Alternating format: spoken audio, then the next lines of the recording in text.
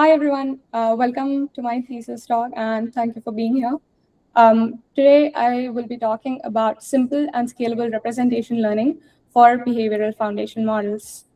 So, reinforcement learning has traditionally been considered in the tabula rasa setting, which means we solve each new task from scratch.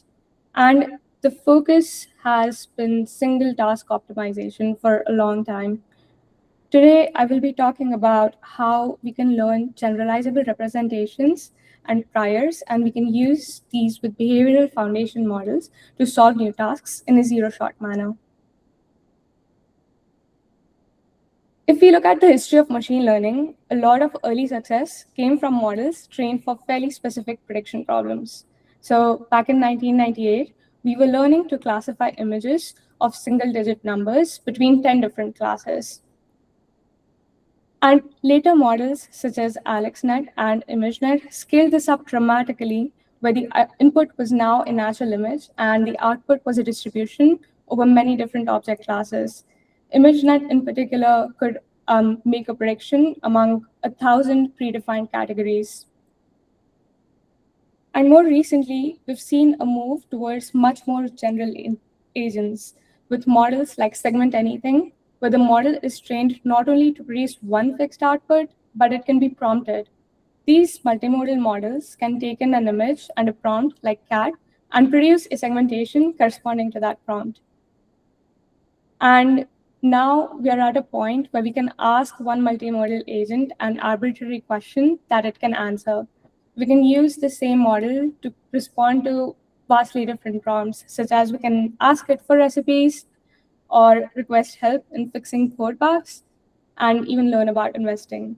And the common theme here has been a broad move towards more and more generalist models.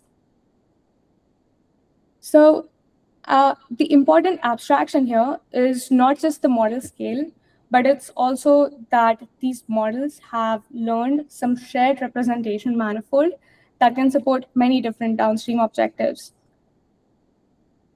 And this scaled representation manifold, to learn this, we have relied on two things: large-scale diverse data and scalable learning algorithm. So far, we have succeeded in making predictions over around 50,000 tokens for language. And language is a nicely constrained space. And when we are learning from images, we usually have rich signals paired with text data that we can use to extract meaningful signals from these images. So next, if we want to move to embodied agents, agents that can act in the real world, we need to learn about the real world, which is much more complex. Embodied agents are different because they can act in the world and in the environment that they see. And the environment that they operate in can be very high dimensional. So what we need to learn here is a bit more complicated. To learn a similar representation manifold and model this world, one option is to learn everything about the world. And we can do this by doing some sort of pixel by pixel prediction, which is what many generative models today do, such as Genie and Sora. And we can use these generative models as world models for learning and evaluating policies. And this can help when getting real data is expensive by allowing us to collect data faster. But there are still some issues, and a lot of these models can generate videos around 20 seconds in length. And they can also have limited discretized action spaces.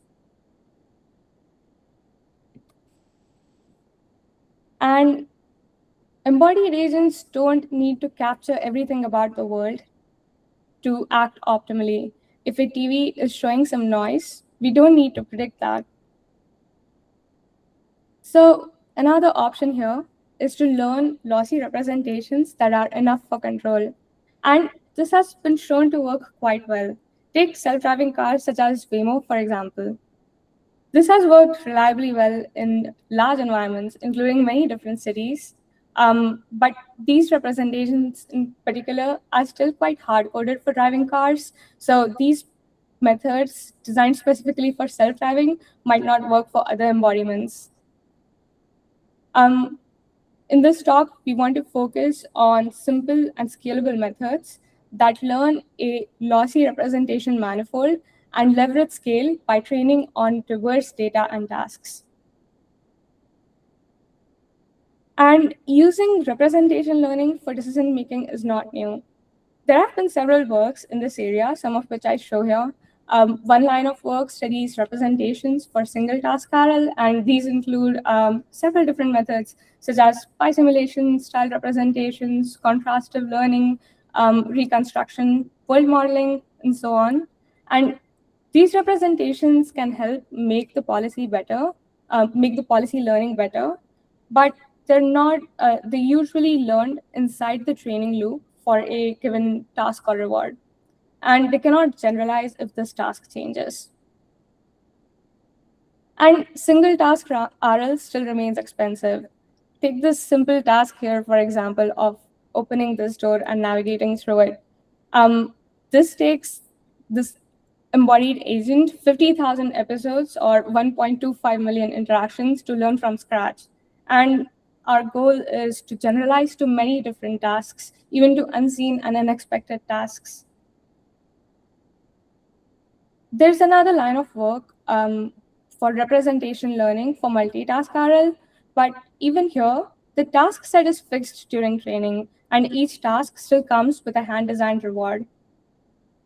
So the goal here was to work on these tasks and not to generalize to unseen tasks. As humans, we have a shared latent understanding of the world. If I were to navigate between these different buildings at University of Alberta, I can use the same representation space. And not only that, we also have a shared behavioral prior on top of these representations. So instead of approaching each new task as a blank slate, we can use similar skills like motor control across different tasks. In this thesis, we asked the question, how can we learn representations for decision-making in a simple and scalable manner that can support zero-shot adaptation to multiple and unseen tasks?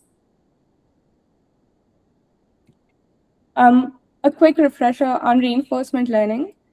RL concerns with the problem of decision-making for return maximization. In a general RL setup, we have an agent in an environment in some state S, and the agent can interact with the environment by taking some actions. The environment provides the agent with feedback in the form of some reward, and the agent moves to the next state. The policy is what tells the agent what to do in each state. This policy can also be stochastic, where it is a distribution over different actions. And in RL, we can also learn a predict in the form of a Q function that can help us evaluate the policy by estimating its future return. There's also a different perspective to RL, where instead of evaluating the future return of the policy, we look at where the policy will visit in the environment. This object is called successor measure.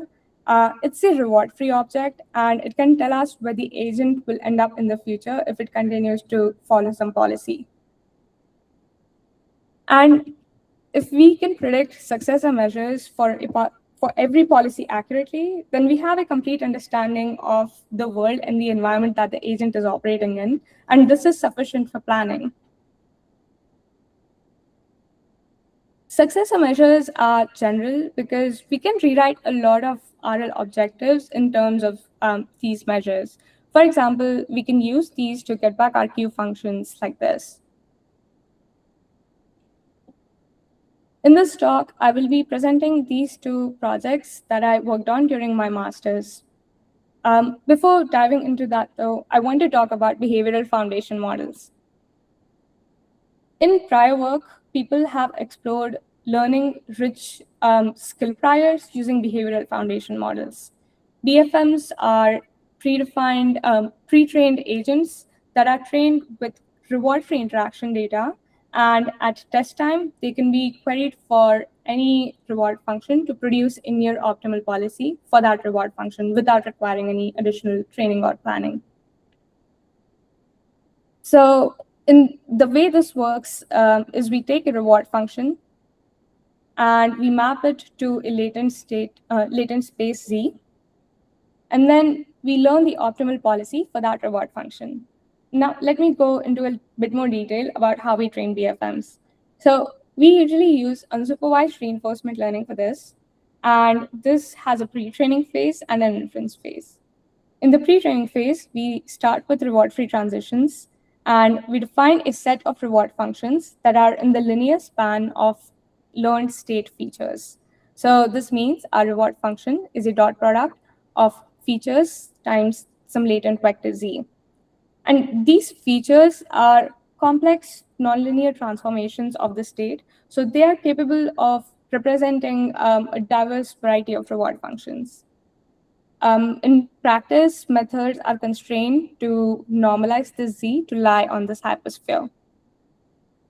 So for every z that defines a reward function, we can use any off-policy RL algorithm to learn the z-conditioned policy that optimizes this reward function. We call the z latent space as the skill space of the agent. When someone gives us a reward function at inference time, we can get the corresponding task embedding z by minimizing this distance to test time reward function. And this has a closed form solution. So once we have the z, we can simply condition the policy on the z to output a near optimal policy for this test time reward function. And this model that we trained earlier is a behavioral foundation model, or BFM. So learned representations are central to unsupervised RL since we pre-train these representations and then adapt them to many tasks at inference. In other words, they form the interface between the reward specification and the behavior. And they also determine the skills that the agent is able to learn. So we need to learn representations that can capture the right distinctions in the environment and are suitable for control. If this phi state representation encoder outputs a very discontinuous representation space, then generalizability can be tough. So the first work I will present introduces a simple and scalable way to learn these representations. This work was presented at iClear. Before diving into our method, I will quickly introduce existing state-of-the-art methods. Broadly, these can be categorized into learning representations by modeling successor measures and using a graph-based objective. So many prior methods learn representations by modeling successor measures, and they do this by decomposing M into two low-rank matrices, where this phi is the state representation. Then they learn these two matrices with this objective by doing Bellman-style bootstrapping on successor measure. This successor measure prediction is done on a class of policies, and the way that these policies are selected can vary in between different methods. And this is a very powerful objective, but it's also complex, and it is sensitive to the coverage of the data. The next class of methods is graph-based methods, such as Laplacian eigenfunctions, which learn using an implicitly contrastive objective. So the first part of this objective pushes features of temporally closed states closer together, like ST and ST plus 1 in the latent space. And this second part, it keeps the overall features apart. So in the discretized setting, we can consider this objective as sort of constructing a graph of temporally correlated states in the latent space. However, graph-based methods operate under certain assumptions of the environment, such as the symmetry of the MDP. And since they do not consider actions in this representation learning objective, they might capture features that are not controllable by actions, which could waste representation space, which could waste representation capacity. And so far, these methods have not been shown to scale in high state and action dimension environments and complex environments for multitask RL. So what about a simple and scalable alternative? One simple alternative is to learn a full dynamics model, but this still requires full state reconstruction pixel by pixel, which, while simple, might not be scalable. Another option is to learn a latent dynamics model that captures features that are important for planning and learns a dynamic model of those features. Similar to this, it's quite simple and it's learning lossy representations and can be scaled more easily. So this latent dynamics model can be boiled down to this objective. And if you look at this closely, this objective has a trivial solution. If the state encoder phi and the dynamics model start mapping all states to 0 or any constant, then this error is minimized, even though the dynamics model and state encoder might not have learned. And we observe this empirically. So if we train the representations by using this objective, the cosine similarity between different states increases over the course of training, indicating a soft collapse. So the first thing, we want to examine how we can fix this objective. So the first thing we try to do is make sure that our representations are diverse. We do this by normalizing these representations to lie on a hypersphere and reducing the cosine similarity between different states. Next, we can freeze the target encoder to stabilize this training. So similar techniques have been used in JEPA-based methods for representation learning, and this can make this can help us stabilize the learning of the features. And finally, we change this prediction objective to do multi-step prediction in an autoregressive manner.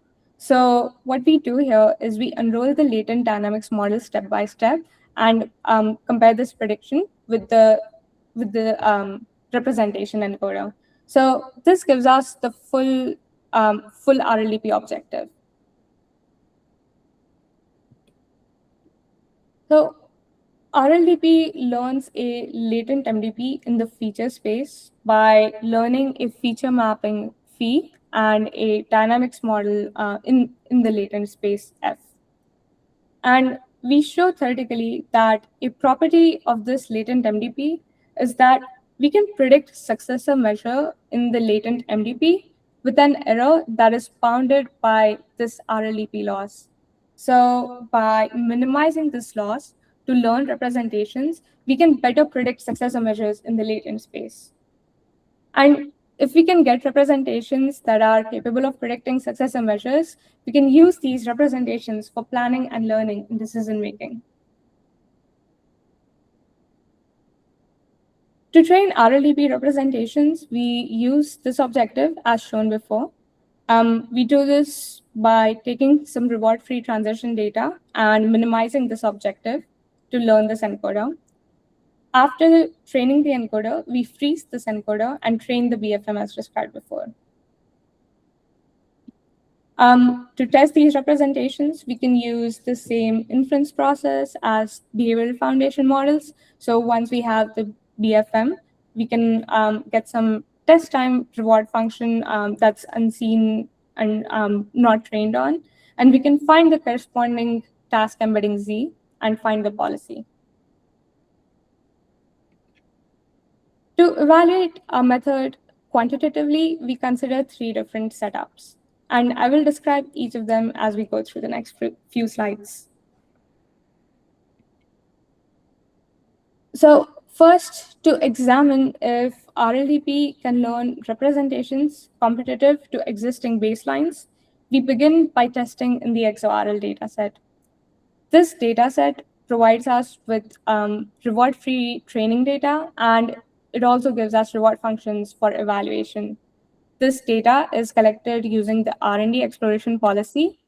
And in this setup, we we train both the representations and the policy offline using this data set. We test our policy and our representations in 4 different DMC environments on 16 different tasks. And these environments vary widely across observation and action dimension. So to evaluate, we measure the return on unseen tasks. And these are the methods, as we discussed before, that use Bellman backups for representation learning. We see that RLDP is competitive to existing state-of-the-art baselines while being simpler. In the next step, we want to evaluate if RLDP representations can enable online zero-shot RL. And to do this, we consider the MetaMotivo suite. This suite has a high-dimensional humanoid environment with really high observation and action spaces. And the authors of this work also provide an algorithm to train this humanoid online. This suite also includes offline training data, reward-free offline training data, as well as 45 different evaluation tasks. So what we want to do in this setup is explore if RLEP representations are suitable for online RL. To do this, we train the representations using this training data, and we freeze the representations. And then we train the policy online on top of these frozen representations. This sort of experimental setup also examines if RLDP representations can enable exploration for online RL to find good behaviors. This is what some of the evaluation tasks look like.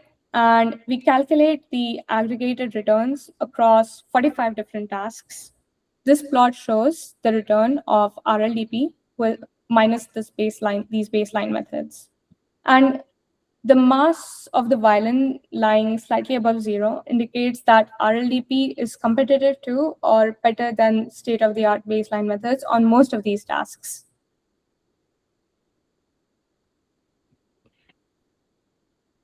Finally, we want to examine how sensitive these representations are to the data coverage. So, as we mentioned earlier, many state-of-the-art methods use Bellman-style bootstrapping to learn representations. And these prior methods assume a class of policies that they sample actions from for this objective. If the sampled actions are not in the offline training data set, then these errors can compound over the course of training. Since RLDP models train latent dynamics from in-distribution trajectories, we don't see the same issues in RLDP. So to evaluate sensitivity to data coverage for learning representations, we use the D4RL suite of benchmarks and datasets. This dataset also provides us with an offline dataset, reward-free offline dataset to train on. But a key property of this dataset is that it's relevant to real-life applications of offline RL, where we might have narrow coverage. In this setup, we see that RLDP representations overall have a much higher return than many of these state-of-the-art baselines, indicating that RLDP representations perform better in low coverage settings. We also did a lot of ablations of our representation learning method to understand what is important for learning representations in this way. And we found that one of the most important things was adding orthogonality and orthonormality regularization. So we plot the returns across different tasks in these environments, and notice that the return for when there is no regularization is quite low compared to even when there's even just a little bit of regularization.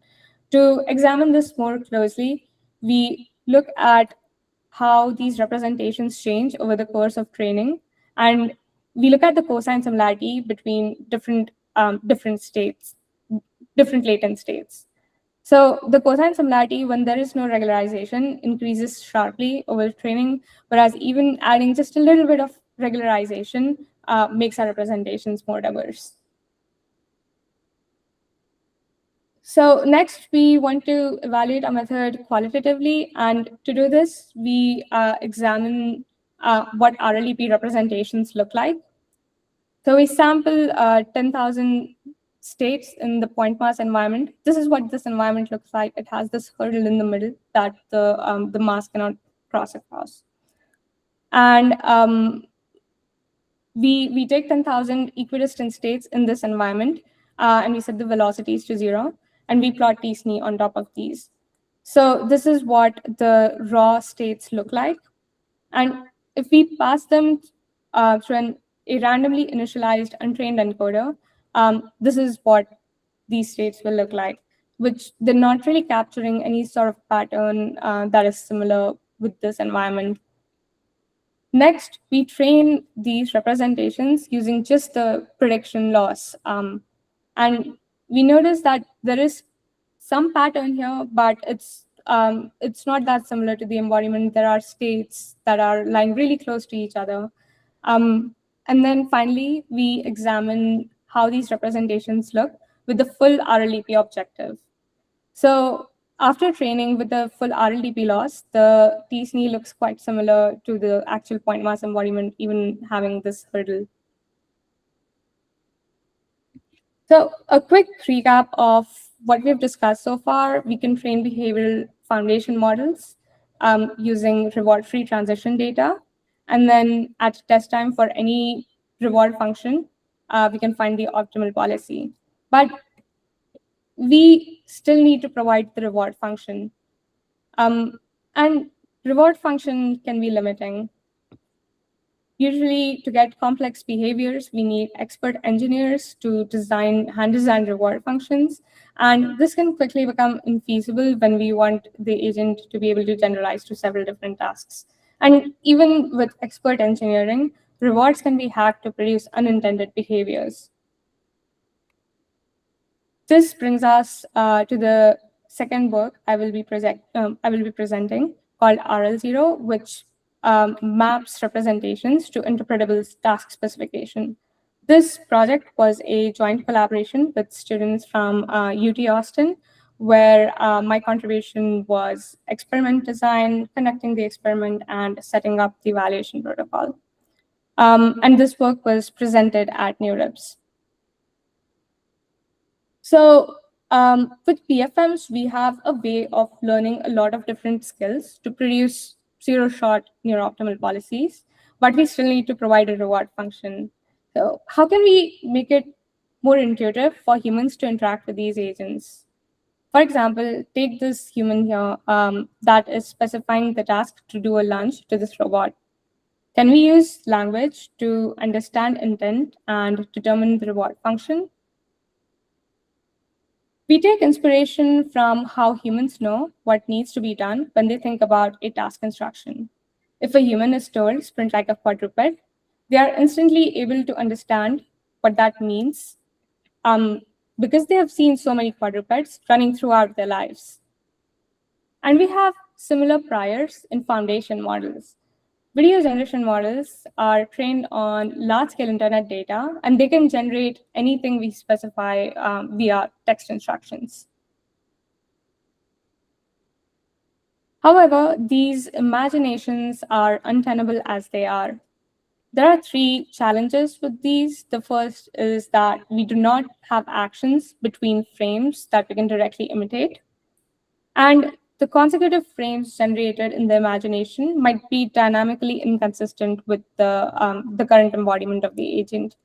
Moreover, these generated imaginations can be noisy or be in completely different domains.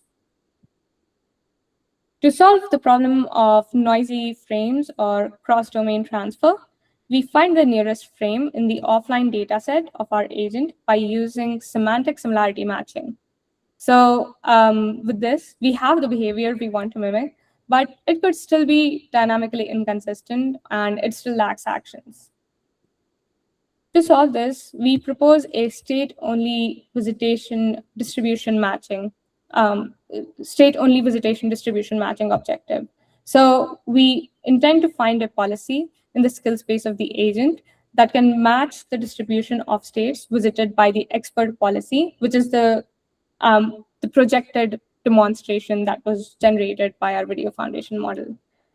And we show that there is an approximate closed form solution to this, where simply by averaging the features of the expert states, expert latent states, we can find the corresponding task embedding.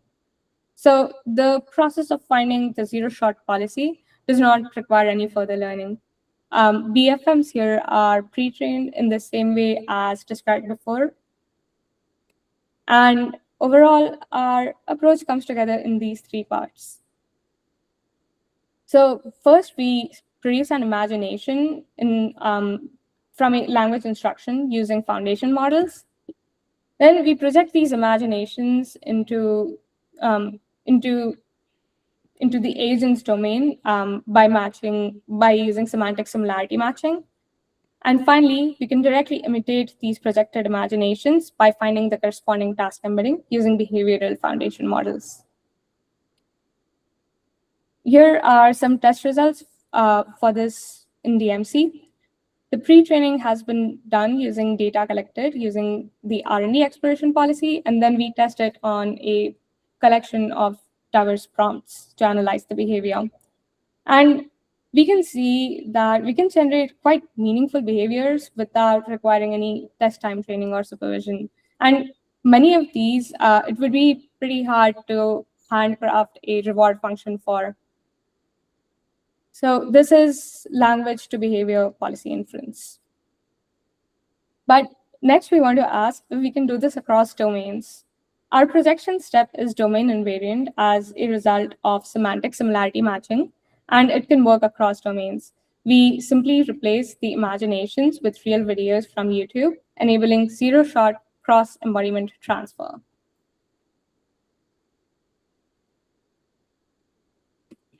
So far, I have discussed the works I did during my master's, but my work also opened up a bunch of questions. Near the end of my master's, I started looking into the structure of the skill space.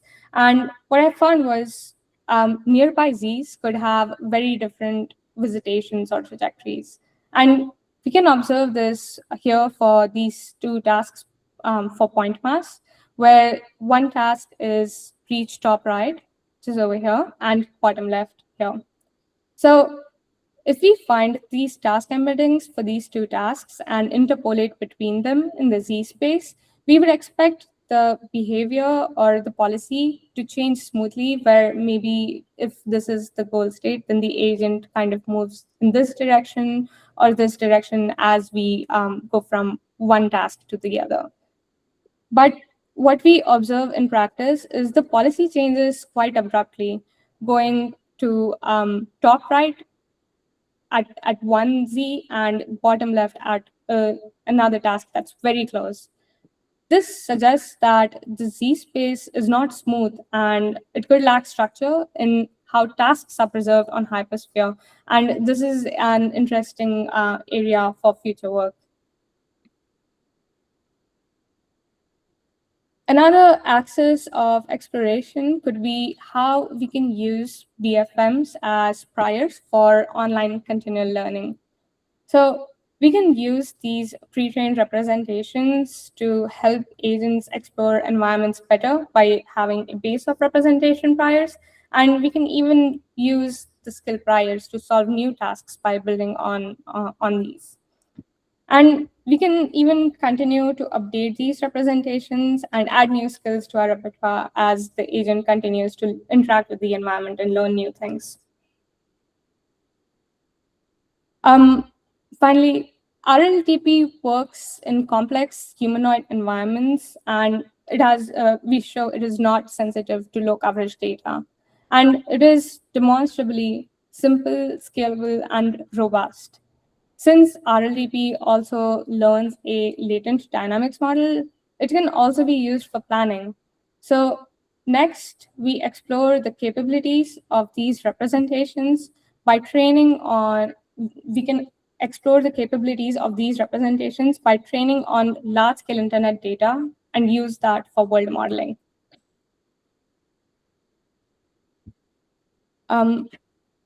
I want to thank my advisor for pairing with me and offering great advice to all of my projects, and my committee members, Scott and Matt, for being here.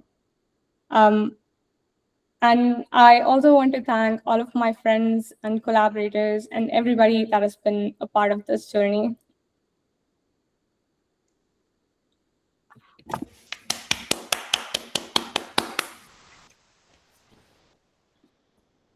Great, thank you, Pranaya. We were planning on ending at 8:45, so in about 7-ish minutes. But that means we have plenty of time for some questions. So please, anyone in the audience, ask some questions. The committee is going to, of course, reserve their questions till after.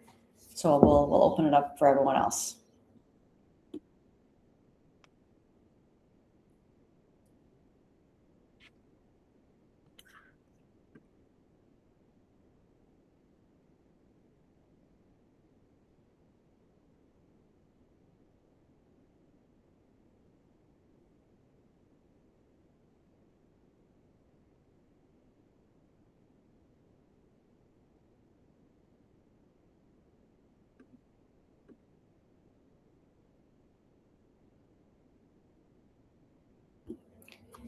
Well, no one's asking questions, so I'm just going to start one anyway. Okay, good. Go ahead. We have Siddharth here has a question. Do you see it, Pranaya? Yeah, I see it. What the question is, what was the idea or motivation to normalize the features? Yeah, that's a great question. So the way we define rewards here is the features times the z, and the z is already normalized. So we can use feature normalization as a way to fix the scale of the rewards, and this can help us make deep RL more stable by having like rewards stay in a fixed scale. So that's why we normalize the features, and we show empirically that normalization outperforms when we don't have this sort of spherical normalization. What are the possible limitations of RLEP? So one of the environments that we have not tested on so far are stochastic environments, where the policy can transition to different states based on like some sort of transition probability. So this could there are ideas to do this. You could use some sort of distribution matching objective, but yeah, we have not tried doing this yet.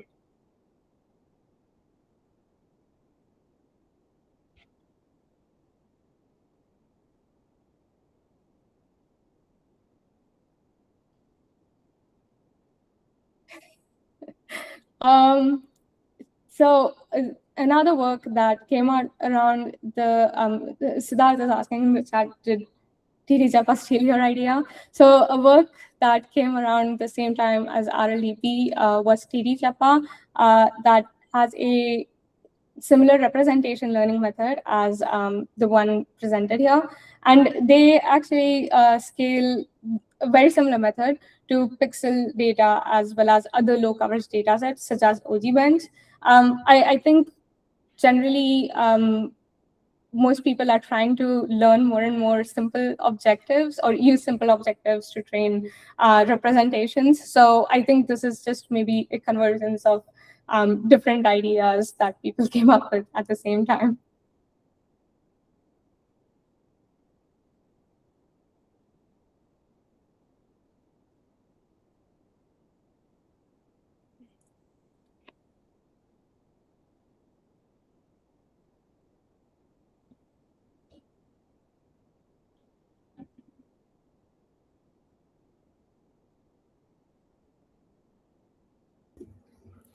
If there are no more questions, then what